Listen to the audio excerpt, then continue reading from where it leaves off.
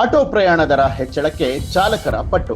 1 ಕಿಲೋಮೀಟರ್ಗೆ 70 ರಿಂದ 100 ರೂಪಾಯಿ ವಸೂಲಿ ಮಾಡಲು ಸಾಲದ ಅಂತ ಹೇಳಿ ಪ್ರಯಾಣಿಕರು ಕಿಡಿಕಾರಿದ್ದಾರೆ.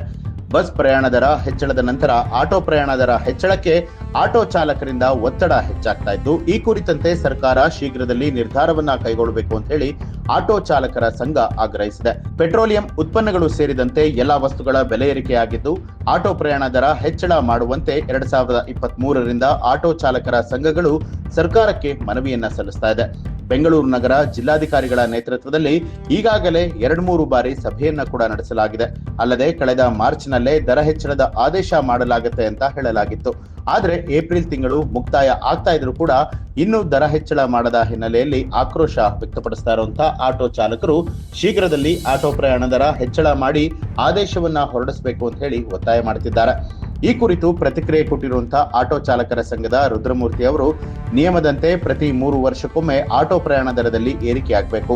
ಆದ್ರೆ 2021ರಿಂದ ಬೆಂಗಳೂರಿನಲ್ಲಿ ಆಟೋ ಪ್ರಯಾಣ ದರ ಹೆಚ್ಚಳವನ್ನ ಮಾಡಲಾಗಿಲ್ಲ. ಸದ್ಯ ಕನಿಷ್ಠ ದರ ಮೊದಲ 2 ಕಿಲೋಮೀಟರ್ಗೆ 30 ರೂಪಾಯಿ ಇದ್ದು, ಅದನ್ನ 40ಕ್ಕೆ ಹಾಗೂ ಅದಾದ ನಂತರ ಪ್ರತಿ ಕಿಲೋಮೀಟರ್ ಪ್ರಯಾಣ ದರವನ್ನ 15 ರಿಂದ 20ಕ್ಕೆ ಹೆಚ್ಚಳ ಮಾಡಬೇಕು ಅಂತ ಹೇಳಿ ಮನವಿ ಮಾಡಲಾಗಿದೆ. ಅದರಂತೆ ದರ ಹೆಚ್ಚಳದ ಆದೇಶವನ್ನ ಹೊರಡಿಸಬೇಕು ಅಂತಲೂ ಕೂಡ ಒತ್ತಾಯ ಮಾಡುತ್ತಿದ್ದಾರೆ. ಪೆಟ್ರೋಲ್ ಹಾಗೂ ಆಟೋ ಗ್ಯಾಸ್ ಸೇರಿದಂತೆ ಇತರ ವಸ್ತುಗಳ ದರ ಕೂಡ ಹೆಚ್ಚಳ ಆಗ್ತಾ ಇದೆ. ನಿಯಮದಂತೆ ಮೀಟರ್ ದರದ ಬದಲಾಗಿ ಪ್ರಯಾಣಿಕರಿಂದ ಹೆಚ್ಚುವರಿ ಹಣವನ್ನ ಕೂಡ ಪಡೆಯಲಾಗ್ತಾ ಇದೆ. ಇದು ಪ್ರಯಾಣಿಕರು ಹಾಗೂ ಆಟೋ ಚಾಲಕರ ನಡುವೆ ವಾಗ್ವಾದಕ್ಕೂ ಕೂಡ ಕಾರಣ ಆಗ್ತಾ ಇದೆ. ಇದನ್ನ ತಪ್ಪಿಸುವುದಕ್ಕೆ ಪ್ರಯಾಣ ದರ ಹೆಚ್ಚಳಕ್ಕೆ ಕ್ರಮವನ್ನ ಕೈಗೊಳ್ಳಬೇಕು. ಶಿವಮೊಗ್ಗ, ಮಂಗಳೂರು, ಉಡುಪಿ ಜಿಲ್ಲೆಗಳಲ್ಲಿ ಈಗಾಗಲೇ ಆಟೋ ಪ್ರಯಾಣ ದರ ಹೆಚ್ಚಳ ಮಾಡಲಾಗಿದೆ. ಅದೇ ರೀತಿ ಬೆಂಗಳೂರಲ್ಲೂ ಕೂಡ ಆಟೋ ಪ್ರಯಾಣ ದರ ಹೆಚ್ಚಳ ಮಾಡಬೇಕು ಅಂತ ಹೇಳಿ ಸಂಘದ ಅಧ್ಯಕ್ಷರಾದ ರುದ್ರಮೂರ್ತಿ ಆಗ್ರಹಿಸಿದ್ದಾರೆ. ಆಟೋ ಪ್ರಯಾಣ ದರ ಹೆಚ್ಚಳದ ಕುರಿತಾಗಿ ತಮಗೆ ಏನನ್ಸುತ್ತೆ ಅನ್ನೋದನ್ನ ಕಮೆಂಟ್ ಮಾಡಿ ತಿಳಿಸಿ.